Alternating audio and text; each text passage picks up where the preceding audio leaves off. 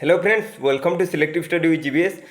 CUET PG जो सब भरे थे तो उनका एक सवाल था कि सेंट्रल यूनिवर्सिटी ऑफ उड़ीसा में रजिस्ट्रेशन प्रोसेस कब शुरू होने वाला है। तो उन्हीं के लिए एक अपडेट है। अभी सेंट्रल यूनिवर्सिटी ऑफ उड़ीसा की तरफ से एक नोटिस जारी किया गया है जिसमें इसका रजिस्ट्रेशन प्रोसेस कब शुरू हो रहा है और कब ख़त्म हो रहा है, इसका फ़ी कितना है, ये सबका अपडेट कर दिया गया है। हालांकि प्रोस्पेक्टस अभी मैं चेक नहीं किया, मगर आप सभी को ये अपडेट कर देता हूँ कि ये 23 मई से शुरू हो रहा है, जो कि आज 22 मई है। तो कल से शुरू हो रहा है इसका रजिस्ट्रेशन प्रोसेस, जो कब तक चलेगा, 16 जून तक। तो इस बार किसी भी तरह का फ़ी में कोई चेंजेस नहीं हुआ है। वही जैसे पिछले साल था 1000 रुपीज़, वैसे ही इस साल भी 1000 रुपीज़ ही फ़ी रखा गया है। और वो नॉन रिफंडेबल है। नॉन रिफंडेबल मतलब आपका एडमिशन हो या ना हो, वो 1000 रुपया जो है वो आपको वापस नहीं मिलेगा। और इसका फ़ी स्ट्रक्चर जो है वो कितना फ़ी स्ट्रक्चर है बीएड के लिए और दूसरे सारे कोर्स के लिए, उसके ऊपर वीडियो जल्द से जल्द ले आऊँगा। और प्रोस्पेक्टस अभी तक तो आया नहीं, चेक कर लेता हूँ एक बार चेक करके मैं आप सभी को इन्फॉर्म कर दूंगा कि इस बार वो जो 50% क्राइटेरिया था आर्ट्स और 50% साइंस का, वो अभी हुआ है या इस बार नहीं लागू होगा। तो उसके बारे में भी अपडेट मैं आपको इन्फॉर्म कर दूंगा, क्योंकि बहुत सारे मैसेज ऐसे पेंडिंग में भी है और बहुत सारे कमेंट सेक्शन में भी मैसेज आया था कि कब इसका प्रोसेस शुरू हो रहा है। मैं हालांकि सोच रहा था कि शायद अगले हफ्ते तक चलेगा, मतलब हो सकता है लेट हो जाएगा, क्योंकि हर साल सेंट्रल यूनिवर्सिटी ऑफ उड़ीसा ही सबसे लेट रजिस्ट्रेशन प्रोसेस शुरू करता है। इस बार भी 2-3 मतलब दूसरे यूनिवर्सिटी के कंपैरिजन में 1-2 दिन लेट हुआ है। अच्छा न्यूज़ है, क्योंकि उसी के हिसाब से ही आपको पता चल जाएगा कि कहाँ पे भरना होगा, कौन सा यूनिवर्सिटी को प्रीफर करोगे। तो ये अभी अपडेट है सेंट्रल यूनिवर्सिटी के लिए। हाँ, उसमें मेंशन है कि आप सभी को जो जो डॉक्यूमेंट चाहिए होगा वो सब डॉक्यूमेंट तैयार रखना।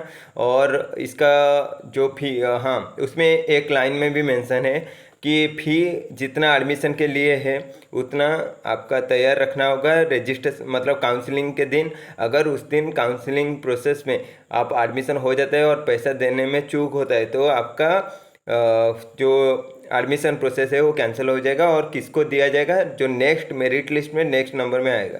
तो आपका रजिस्ट्रेशन प्रोसेस ख़त्म होने के बाद ही यूनिवर्सिटी की तरफ से एक मेरिट लिस्ट आउट होगा जिसमें कौन कौन मतलब काउंसलिंग में पार्टिसिपेट कर सकते हो, उनका डाटा मेंशन रहेगा। तो ये फिलहाल अभी तक जो सेंट्रल यूनिवर्सिटी ऑफ उड़ीसा का जो अपडेट था ये था।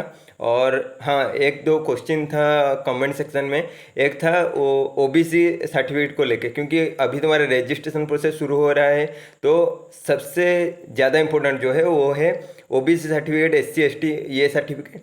तो ओबीसी सर्टिफिकेट जो बना रहे हो वो स्टेट का ओबीसी सर्टिफिकेट नहीं, वो सेंट्रल का ओबीसी सर्टिफिकेट। सेंट्रल का मतलब एक फॉर्मेट होता है उसका, सेंट्रल ओबीसी एनसीएल का एक फॉर्मेट वो डाउनलोड कर देना। उसको जाके तुम्हारा नज़दीक तहसील जहाँ पे होगा वो तहसील में जाके तुम करा सकते हो। वो मतलब अगर स्टेट का कुछ ओबीसी निकाले हो तो वो सर्टिफिकेट देखेंगे और उसी के आधार पे एनसीएल तुम्हारा इनकम को चेक करके वो आपको OBC central OBC NCL certificate alert कर देंगे। तो ये है ओबीसी सर्टिफिकेट के लिए, ये इसीलिए बता रहा हूँ क्योंकि ये थोड़ा टाइमिंग प्रोसेस रहता है। और अभी से ही आप लोग मतलब अपना वो सर्टिफिकेट तैयार कर दो, जिसके कारण उस टाइम कुछ तकलीफ ना हो। और नेक्स्ट जो है माइग्रेशन सर्टिफिकेट और सेकंड है लिविंग सर्टिफिकेट। तो लिविंग सर्टिफिकेट तो मुझे लग रहा है किसी का दिक्कत नहीं हो रहा होगा, मगर माइग्रेशन सर्टिफिकेट जो है वो कुछ कुछ स्टूडेंट अभी तक अप्लाई नहीं किए होंगे, उनका शायद अभी तक नहीं पहुंचा होगा उन्हीं के पास।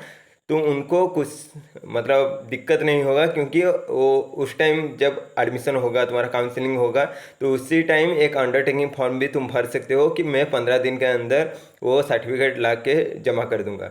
तो उसमें कुछ दिक्कत नहीं होता है। वो लगभग अगर तुम्हारा काउंसलिंग के टाइम तक नहीं बना सकते हो तो उसमें किसी भी तरह का दिक्कत नहीं होगा। तो ये था अभी तक जो अपडेट। अगर फिर भी किसी भी तरह का दिक्कत हो रहा है तो वो कमेंट सेक्शन में बता दो या फिर मुझे इंस्टाग्राम में जाके मैसेज कर सकते हो। और जैसे कि मैं पिछले वीडियो में बताया था जो जो कट ऑफ रहने वाला है लगभग उसी के आसपास ही कट ऑफ रहेगा। अगर उससे बहुत कम मार्क है तो हाँ, मैं ये नहीं बोल रहा हूँ कि सेंट्रल यूनिवर्सिटी ऑफ उड़ीसा में अप्लाई मत करो।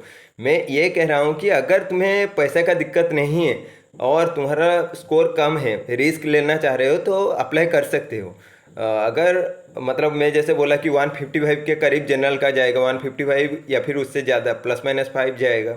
अगर तुम्हारा 110 है तो यहाँ पे भरने से कुछ भी फ़ायदा नहीं होगा। इससे अच्छा IGNTU, CUJ Jharkhand, CUH Haryana, CUK Karnataka या फिर GGU छत्तीसगढ़, तो यहाँ पे भर सकते हो। यहाँ पे तुम ट्राई कर सकते हो। ऐसे करने से क्या होगा, वहाँ पे तुम्हें सीट मिल सकता है। तो ये मैं अपडेट देने वाला था, क्योंकि वो कट ऑफ वीडियो के बाद बहुत सारे स्टूडेंट ऐसे भी बोल रहे हैं, पूछ रहे हैं कि 115 में होगा या नहीं, 116 जनरल में होगा या नहीं। तो होगा या नहीं ये मैं कैसे भी बता सकता हूँ। मैं बस एक प्रेडिक्शन दिया कि पिछले साल इतना कट ऑफ गया था और इस साल सबका पेपर अच्छा गया है, तो इसीलिए कट ऑफ इस बार बढ़ेगा। और ऐसा नहीं कि एक एक स्टूडेंट को किसी किसी मतलब यूट्यूबर वो बोले थे कि पिछले साल 134 गया था तो 134 के करीब हो सकता है। तो ऐसा वो गेस कर रहे हैं, वो जैसे भी गेस कर रहे हैं मैं भी वैसे ही एक गेस कर रहा हूँ। मगर वो स्कोर में इस बार नहीं हो सकता है, क्योंकि इस बार बहुत सारे स्टूडेंट 150 के एभव में हैं। तो उसी के आधार पे ही मैं आपको कट ऑफ बताया हूँ। तो 125 135 ऐसा रख के अगर तुम सोच रहे हो इस बार हो जाएगा, ये लॉक फैक्टर के ऊपर है, हो शायद हो सकता है या भी नहीं हो सकता है। तो ये था मुझे आपको बताना।